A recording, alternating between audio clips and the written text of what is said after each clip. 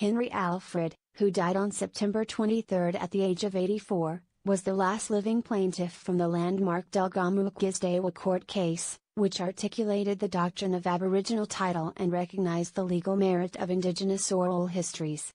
A hereditary chief of the Wet'suwet'en, a First Nations people who live in British Columbia's northwestern central interior, he held the title Wah Tah K'eät, and was part of a generation of leaders who redefined indigenous rights in the province, the country, and around the world. Born on March 31, 1934, Henry Alfred descended from a lineage of distinguished Wet'suwet'en leaders. His father, Peter Alfred, held the hereditary title Knoots. His mother, Madeline Alfred, held the hereditary title Ja, a title that her mother had held before her. Like all Wet'suwet'en, he belonged to the house and clan of his mother and grandmother. Thus, elders in Wah Tah K'eät, house on top of the flat rock, of the Lake Salu, Small Frog clan, instructed Henry in the traditions of his people. His father's house in Gitdumdin, Bear clan, also provided support to him in key times of need. Henry was raised by his grandmother, Lucy Pius. When he was young, his grandmother would take him trapping on their house territory in the area around Sept. In the late fall, they would catch mink, weasel and squirrels. After his father gave him his first rifle at age 10, Henry got his first kill, a coyote, on the trap line with his grandmother. He fell in love with a girl from his village, Sue Williams, and they married in November, 1955. They would remain together for 63 years. He built their family home. His wife and 5 children, Dolores, Rick, Lester, Anthony, and Marjorie, survive him, along with his grandchildren, Rob Alfred, Jeremy Dumont, Alexandria Dumont, Christopher Duncan, Candace Duncan, and Caitlin Duncan. As well as great-grandchildren Darius Alfred, Briley Alfred, Dane Alfred, Hadley Alfred, and Maya Alfred.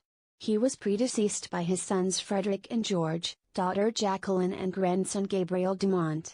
After Henry got married, he always worked hard to support his family. He got a job on the CN Railway, working 13 years as a section foreman. After that, he took a position with the Department of Highways, working his way up from a laborer, to a truck driver, to a grader operator over 15 years. Finally, he became an independent truck driver, hauling logs until he retired. Working for wages never stopped Henry from maintaining a connection to the land. He hunted and fished to feed his family.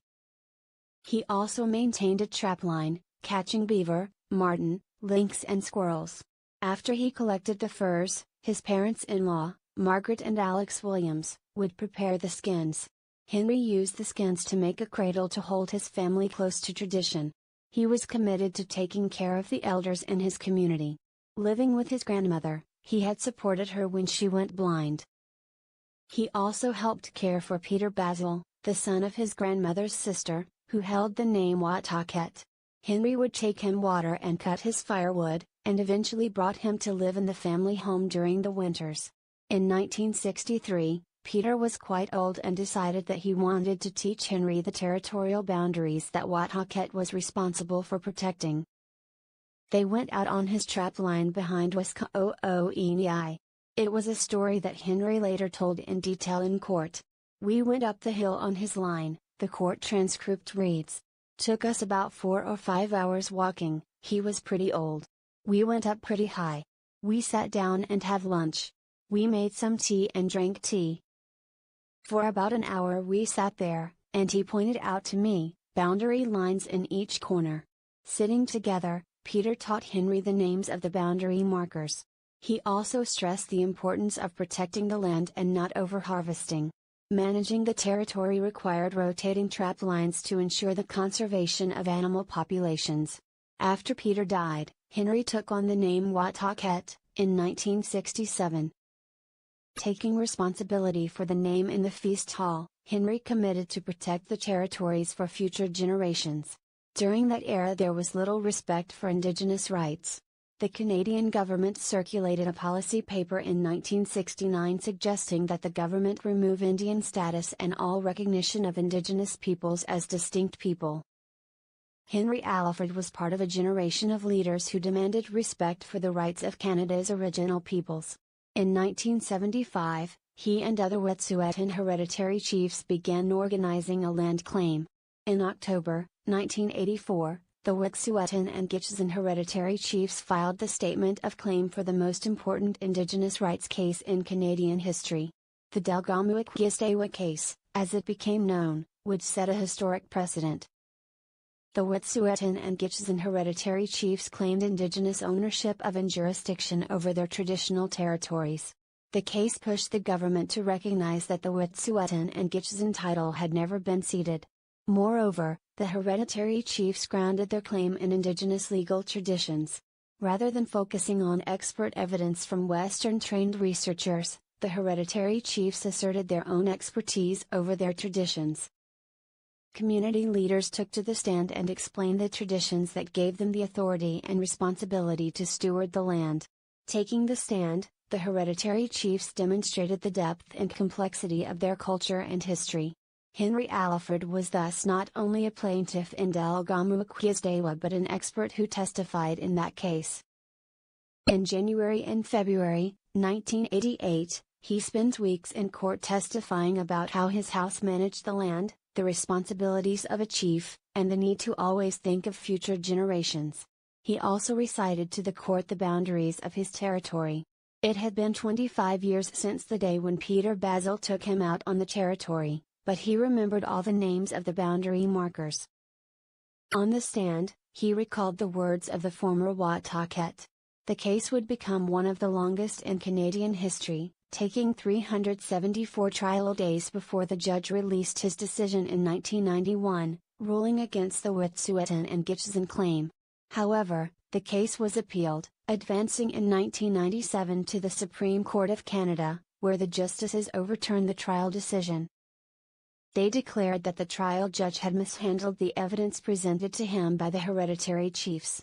Setting a new precedent in Canada and elsewhere, the Supreme Court justices recognized the validity of Indigenous traditional knowledge as a form of evidence in the courts. The case also established a doctrine of aboriginal title in Canadian law. Although the Supreme Court could not decide on the hereditary chief's claim due to the mishandling of evidence, the Delgamuukw-Gisday'wa case created the foundation for court recognition of aboriginal title in the 2014 Silcotin Nation case. The Delgamuukw-Gisday'wa case significantly altered Indigenous policy in Canada. The decision contributed to the development of a contemporary treaty negotiations process in British Columbia. But it also contributed to a broader recognition of the need to integrate Indigenous peoples and their systems of knowledge into Canadian governance processes. Wah Tah K'eät continued to participate in local reconciliation efforts over the years.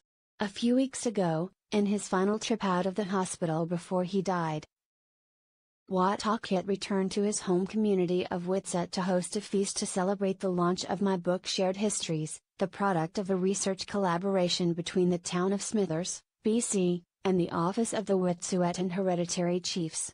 Wah Tah K'eät was also a key part of processes that continued to unfold.